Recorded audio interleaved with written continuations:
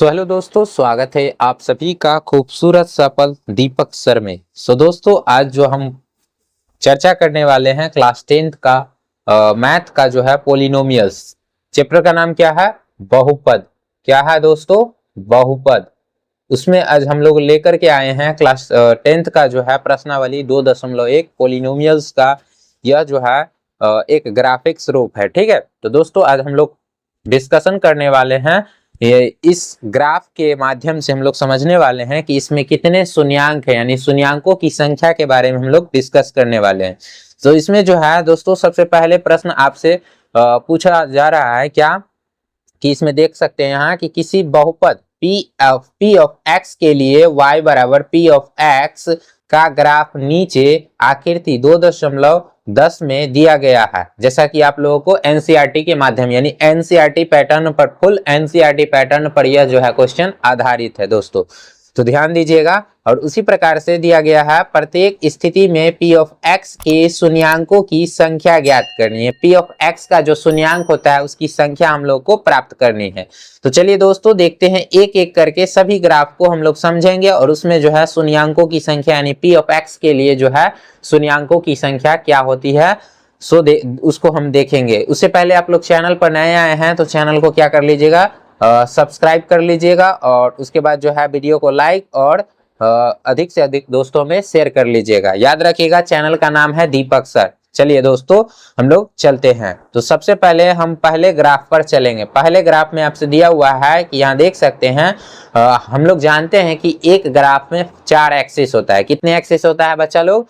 4 axis होता है, जिसमें हम लोग देख सकते हैं यहाँ पर एक्स एक्सिस, फिर उसके बाद X dash axis, Y axis, Y dash axis. उसके बाद जो है इसका मेन बिंदु जो होता है जिसको मूल बिंदु कहते हैं, ये वाला जो दिख रहा है आपको उसको मूल बिंदु कहा जाता है, यानी जिसको हम ओ से सूचित करते हैं। तो इसमें आपसे पूछ रहा है कि इसमें दिया गया ग्राफ में फर्स्ट में जो है ये वाला, इसका जो है इसमें पूछ रहा है कि P ऑफ x के लिए जो है शून्यांकों की संख्या क्या होगी। तो दोस्तों हम लोग जानते हैं क्या कि जिसमें x से जो भी संख्या या जो भी रेखा जो है x से कटता है, ठीक है, जो x पर कटता है तो उसमें उतना ही उसकी जो शून्यांकों की संख्या क्या हो जाएगी, उतना ही उसकी शून्यांकों की संख्या हो जाएगी। तो चलिए देखते हैं इसमें कितनी, ये जो रेखा है, ये जो लाइन है कितना बार x को काट रहा है। तो देखते हैं यहाँ पर जो है हम देख ही रहे हैं कि यहाँ पर एक भी जो है कटान यहाँ पर कटने का कोई भी पोजीशन, कोई भी स्थिति यहाँ पर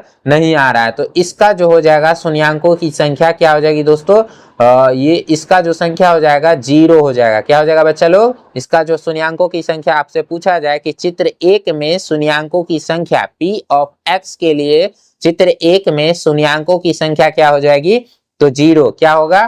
तो 0। याद रखिएगा 0 कैसे, क्योंकि यहाँ पर क्या है कि हम शुरू में ही पढ़ लिए थे कि क्या कि यदि कोई भी रेखा अगर x से काटती है तो उस पर वही जो होगा उसका कटान बिंदु होगा। तो इसमें देखिएगा यहाँ पर y पर कट रहा है, ठीक है, लेकिन यहाँ x पर कोई भी रेखा नहीं कट रहा है। तो ये चीज आप ध्यान में रखिएगा। चलिए नेक्स्ट क्वेश्चन की तरफ चलते हैं। नेक्स्ट क्वेश्चन में भी वही चीज है, एक ग्राफ दिया हुआ है और इस ग्राफ के माध्यम से हम लोग समझेंगे कि इसमें जो है कुल कितने, यानी इस रेखा को जो दर्शाया गया उस रेखा जो है उस रेखा के माध्यम से x अक्ष पर कितना ही बिंदु कट रहा है। तो चलिए देखते हैं इसमें है कि कितना मतलब इसमें कट रहा है। तो देखिए इसमें तो नहीं कट रहा है, बट यहाँ पर जो है कट रहा है। यहाँ पर क्या कट रहा है, देखिए एक ही बार कट रहा है। यहाँ पर देख रहे हैं कि यहाँ पर एक ही बार कट रहा है, जो एक ही बार।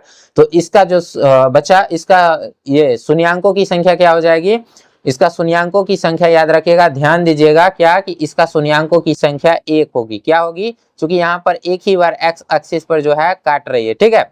उसी प्रकार से है 3 नंबर, यहाँ 3 नंबर ग्राफ में चलते हैं। 3 नंबर ग्राफ में क्या दिया हुआ है, 3 नंबर ग्राफ में आपसे पूछ रहा है कि यहाँ कटान बिंदु यानी x एक्सिस पर कितने जो है इस पर कितने कट रहे हैं, काटने का कितने चांसेस बन रहा है। तो देखिएगा x एक्सिस पर यहाँ 1 2 3, यहाँ पर मुख्य रूप से जो है 3 ही जो है कटान बिंदु मतलब हम लोगों को प्राप्त हो रही है। तो ये चीज ध्यान दीजिएगा। और इसमें जो है इससे क्या प्राप्त होता है कि इससे हमें यही चीज प्राप्त होता है कि इसके जो है P ऑफ x के लिए इसका शून्यांकों की संख्या क्या हो जाएगी दोस्तों, इसका जो हो जाएगा शून्यांकों की संख्या कितना हो जाएगा। देखिए इसमें कितना बार काट रहा है x एक्सिस पर, तो 1 1 2 और 3, कितना बार? तो 3। तो इसका शून्यांकों की संख्या क्या हो जाएगी बच्चा?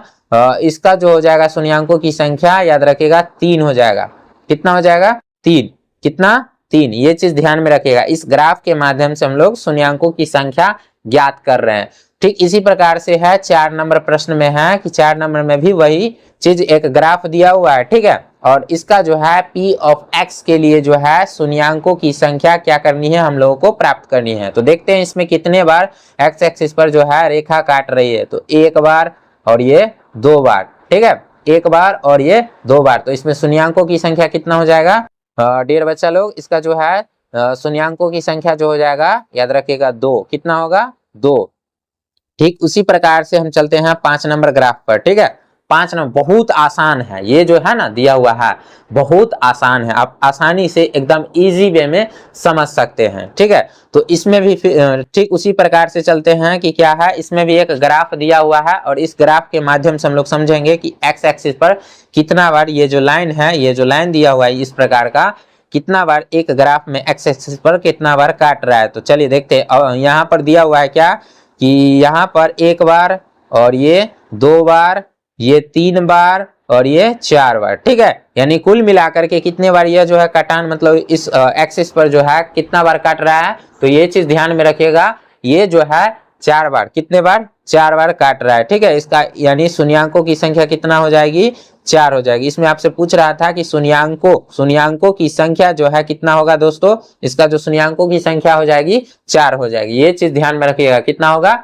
4 होगा, ठीक है। और उसी प्रकार से है 6 नंबर, आज का जो है अंतिम और लास्ट प्रश्न है कि 6 नंबर में आपसे पूछ रहा है क्या कि 6 नंबर में भी बिल्कुल वही प्रश्न है कि आपसे एक ग्राफ दिया गया है और इसमें जो है शून्यांकों की संख्या ज्ञात करनी है। याद रखिएगा जो एक्सिस यानी जो एक्सिस दिया हुआ है इसमें 4 एक्सिस दिया हुआ है, ये X axis, Y axis, X dash axis और वाई डैश एक्सिस। तो इसमें जो है आपसे पूछ रहा है कि P ऑफ X पर क्या चीज, कि यहाँ पर देख सकते हैं P ऑफ X पर जो है उस पर कितने कटान बिंदु हम लोगों को प्राप्त हो रही है। तो देखते हैं इसमें भी वही चीज है कि यहाँ पर 1 बार कटा, दूसरा बार यहाँ पर और 3 बार यहाँ, यानी कुल मिलाकर के इस ग्राफ में जो है कितने कटान बिंदु प्राप्त हुए।